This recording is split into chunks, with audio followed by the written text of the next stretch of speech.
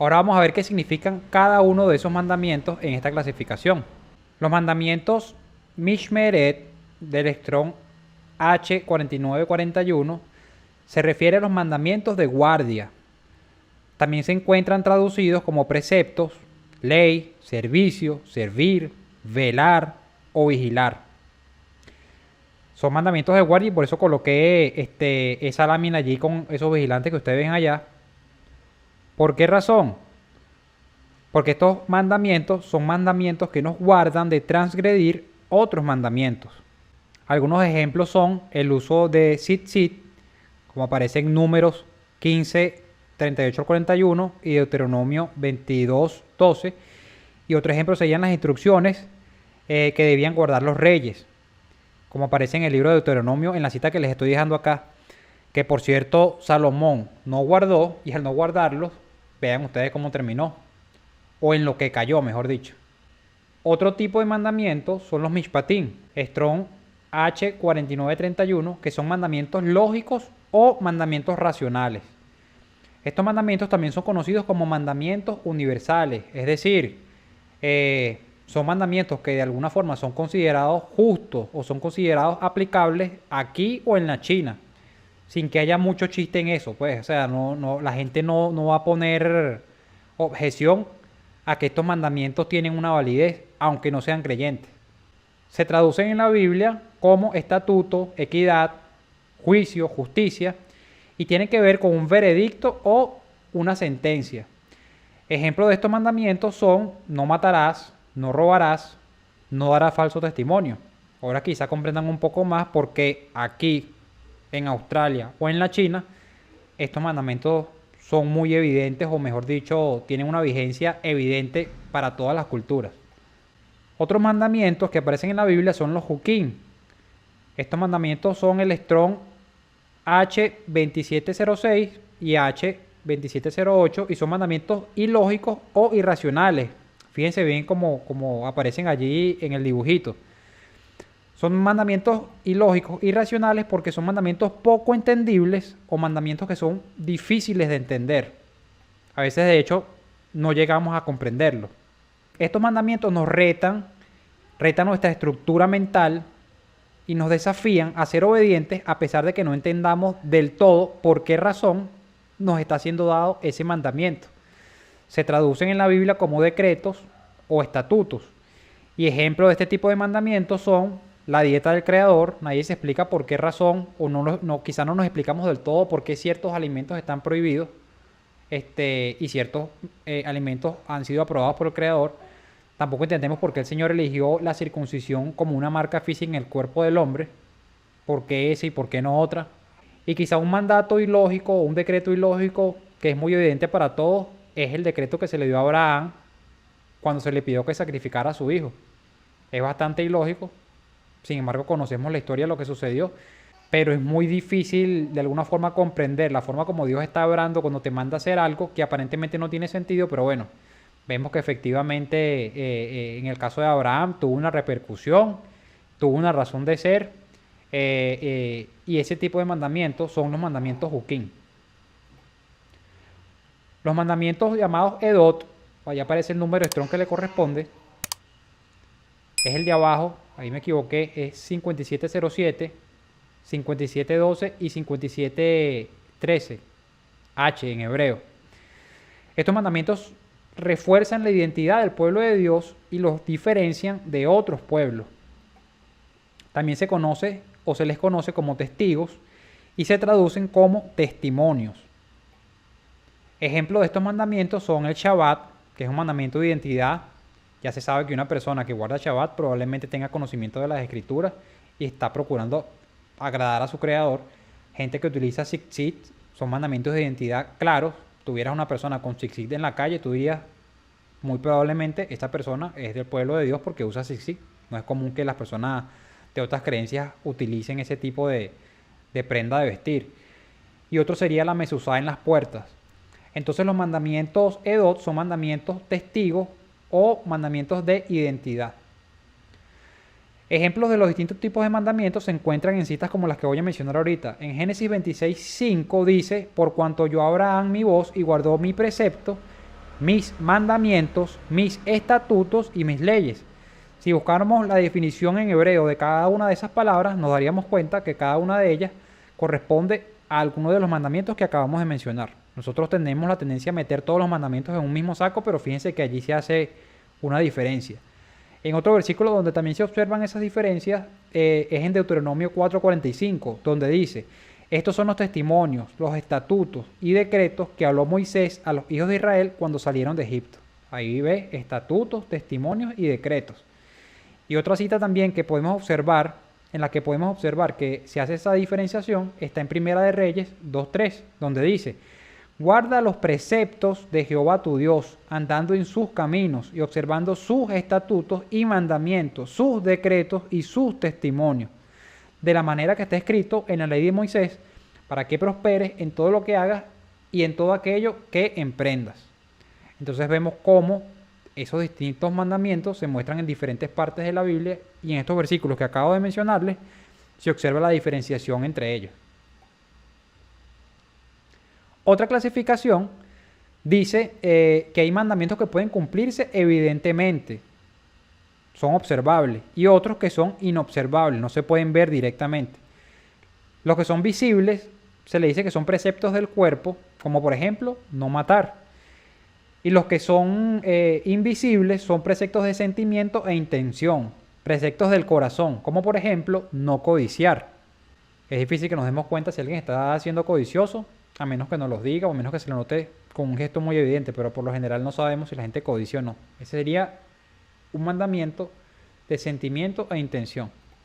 De acuerdo a la Mishnah, si no conoces qué es la Mishnah, es parte de la literatura o de la ley oral judía, y en ella se contienen las formas de comportamiento relacionadas a cómo guardar los mandamientos. En la Mishnah aparece una clasificación que es en 6 grupos.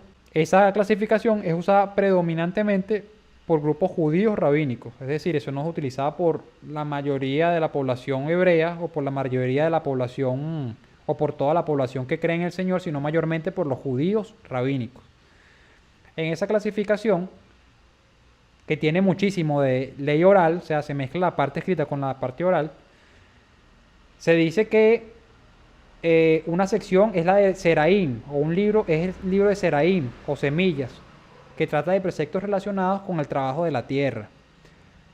Los otros mandamientos están en un grupo conocido como el libro de Moed, o la sección de Moed, que se refiere a las festividades, que son leyes sobre festividades, Shabbat y ayunos. Otra sección es Nashim, se refiere a las mujeres, y tiene más que todo una referencia a lo que son preceptos asociados a la vida matrimonial. En la clasificación también se encuentra la sección de Nesequim, que se refiere a daños y perjuicios. Ahí está compilada toda la halajá referente al derecho civil y al derecho mercantil. También encontramos el libro de Kodashim o de santidades asociada a todas las leyes religiosas del Templo de Jerusalén. También tenemos una sección que se conoce como Torot o purificación, que se refiere a todos los preceptos relacionados con la purificación ritual del cuerpo, entre ellos la nidad. Estén atentos si quieren conocer más con respecto al tema de la nidad, lo estaremos publicando en uno de los videos acá en el canal. Ok, aparte de esas clasificaciones que ya mencionamos, también hay otra clasificación que fue aportada por los padres de la iglesia. Esa clasificación separa mandamientos que están relacionados con las leyes morales, mandamientos que están relacionados con las leyes civiles y mandamientos que están relacionados con todo lo que es la parte ceremonial. Cabe resaltar que los padres de la iglesia solo consideran la parte moral y omiten lo ceremonial y lo civil, por considerar que todo eso está abolido. Esta clasificación que acabo de mencionar tiene un impacto muy fuerte en la iglesia contemporánea. De hecho, gran parte del desinterés generalizado que existe por conocer todas las instrucciones del Creador tiene que ver con este aporte que hicieron los padres de la iglesia cuando se inició la iglesia católica. Aparte de esa clasificación, también podemos encontrar que los mandamientos se clasifican por temática, o sea, mandamientos relacionados con Dios, con la ley, con los sacrificios, con los votos, pureza ritual, donaciones al templo, año sabático, fiestas, comunidad, animales de consumo y alimentación, idolatría, guerra, ahí tienen toda la lista completa. También hay otra clasificación que se hace por orden cronológico, todos los mandamientos ordenados de forma cronológica, o también los mandamientos ordenados por libro. Y no quería terminar sin mencionar una clasificación de mandamientos que es conocida como las leyes noágidas. Las leyes noágidas. ¿Qué son las leyes noágidas? No se refiere a toda la Torá completa, sino solamente a un grupo de leyes dentro de la Torá. Para ser más específico, las 7 leyes de Noé, que también son conocidas como los 7 preceptos de las naciones o leyes noágidas, son una colección de leyes que según el judaísmo rabínico, hago énfasis, según el judaísmo rabínico, fueron otorgadas por Dios como un conjunto de leyes que agrupan a los hijos de Noé, es decir, a la humanidad entera. En detalle, cualquier no judío que se adhiera a estas leyes por ser reveladas a Noé se convierte en un justo gentil, eso según el judaísmo rabínico.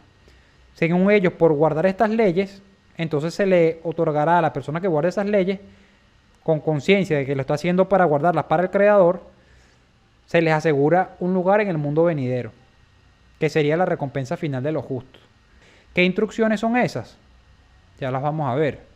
Las 7 leyes noágidas son las siguientes: no adorar ídolos, no blasfemar, no cometer pecados de índole sexual, no robar, no asesinar, no comer la carne de un animal vivo, y establecer cortes de justicia para implementar el cumplimiento de dichas leyes. Según el judaísmo rabínico, repito nuevamente, eso es lo que debe ser observado por las personas que no se conviertan al judaísmo.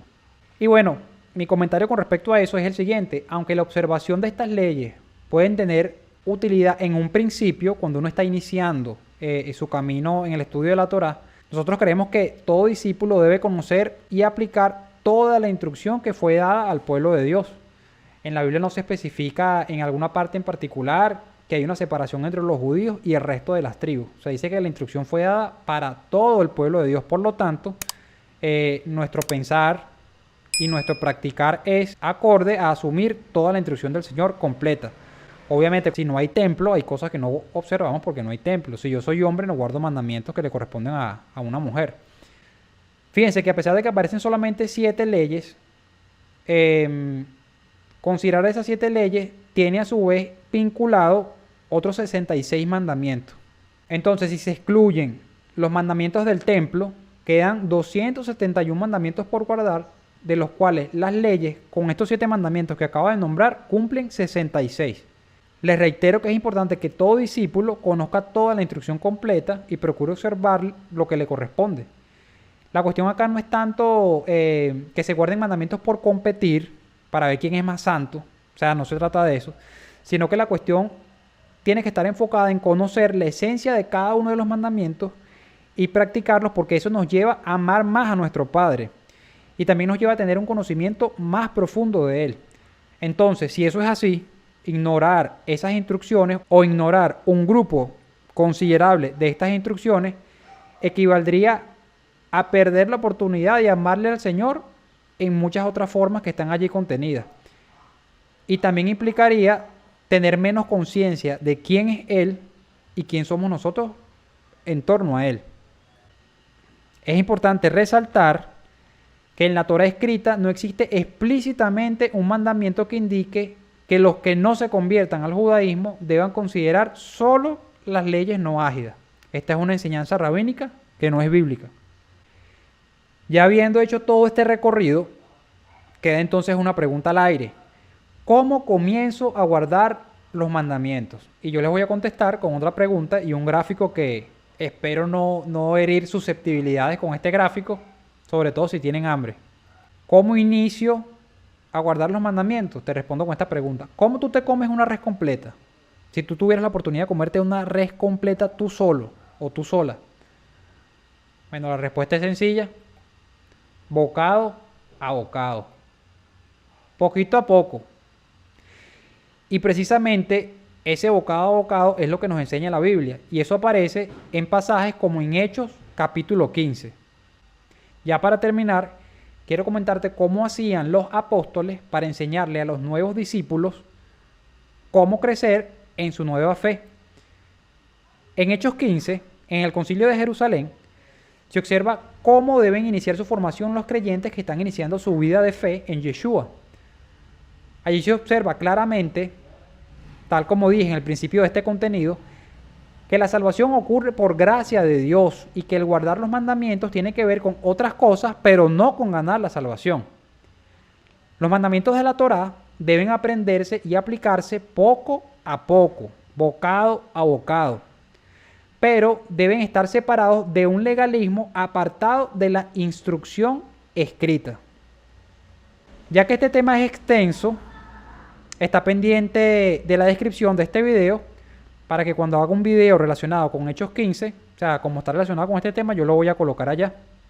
Ahora bien, de forma específica y clara, en Hechos, capítulo 15, versículo 19 al 21, se dice que no se debe inquietar a los que están comenzando su caminar en la fe, diciéndoles que para ser salvos deben guardar toda la Torá, o cualquier versión legalista de esta, que esté basada en la instrucción oral. En lugar de eso, se les da unos cuantos mandamientos que son bien sencillos y que están relacionados con el abandono de la idolatría, con el abandono de la fornicación y con abandonar una dieta ajena a la costumbre bíblica. Además, se les dice que deben aprender y profundizar en la instrucción del Señor de Shabbat en Shabbat. Acá leemos lo que dice Hechos capítulo 15. Por lo cual, yo juzgo que no se inquieten los gentiles que se convierten a Dios, sino que se les escriba que se aparten de las contaminaciones de los ídolos, de la fornicación, de ahogado y de sangre. Porque Moisés, desde tiempos antiguos, tiene en cada ciudad quien lo predique en las sinagogas donde es leído cada día de reposo, cada día de Shabbat. Entonces, observamos que lo primero que se les pide a los nuevos creyentes es que abandonen idolatría, fornicación y dieta ajena a la costumbre bíblica, que fortalezcan su fe en que el Dios de Israel es el Dios verdadero, que dejen las relaciones sexuales ilícitas y que inicien una limpieza en su dieta. Pero nos hacemos la pregunta, y siendo sinceros, ¿acaso eso es lo único necesario para sustentar una vida de fe? O sea, la fe se basa solo en eso. La respuesta es que hay más que aprender y el versículo 21 nos dice con mucha claridad que deben aprender de Shabbat en Shabbat. De Shabbat en Shabbat los creyentes aprenderían la instrucción completa. Así que la forma correcta de iniciar a guardar los mandamientos es que asistamos cada Shabbat a recibir la enseñanza y luego la vayamos aplicando poco a poco en nuestras vidas. El proceso dura toda la vida y la labor implica no solamente aprender, sino también enseñar y discipular a otros. ¿Cómo iniciamos nosotros? Como dice la palabra de Dios, y puntualmente lo hacemos aprendiendo el decálogo. Eso es lo primero que vamos a aprender, las 10 declaraciones. Y de allí en adelante, de Shabbat en Shabbat, vamos a ir desglosando y desempacando cada uno de los mandamientos de los 613, que como dijimos, esos 613 no es un número dogmático, solamente es un número referencial de todos los mandamientos que se encuentran contenidos en la instrucción del Señor. Si hay algún otro mandamiento, seguramente lo encontrarás reseñado en uno de los videos y los contenidos que estaremos publicando más adelante. Como recuento final de toda esta introducción a los mandamientos, diremos que los mandamientos son instrucciones dadas por Dios para todo su pueblo. Hoy también tuvimos una noción general clara de los mandamientos y además vimos las razones por las cuales los mandamientos tienen vigencia, son útiles y prácticos. También pudimos observar lo que son las distintas clasificaciones de los mandamientos. Y también vimos cómo puedes comenzar a guardarlos. Puro conocimiento solo envanece, por eso llevémoslo a la práctica. Bueno, ya en esta última sección quería hacerte algunas preguntas que te llevarán a la acción, a llevar a la práctica todo lo que hemos aprendido el día de hoy. Y las preguntas comienzan con la siguiente: ¿por qué razones el Señor nos ha dado sus instrucciones? ¿Por qué razones el Señor nos ha dado sus instrucciones? ¿Para qué sirven los mandamientos? ¿Las instrucciones de Dios a través de sus mandamientos tienen vigencia actualmente? ¿Por qué? ¿Qué utilidad tienen las clasificaciones de los mandamientos? ¿Cómo puedes comenzar a guardar las instrucciones del Señor? ¿Cuándo comenzarás a hacerlo? Ese sería el final de la lección de hoy. Espero que haya sido de mucha bendición para ti. Te mando un fuerte abrazo y deseo que el Eterno, nuestro Padre, te bendiga y te guarde. Hasta la próxima. Bendiciones. Shalom.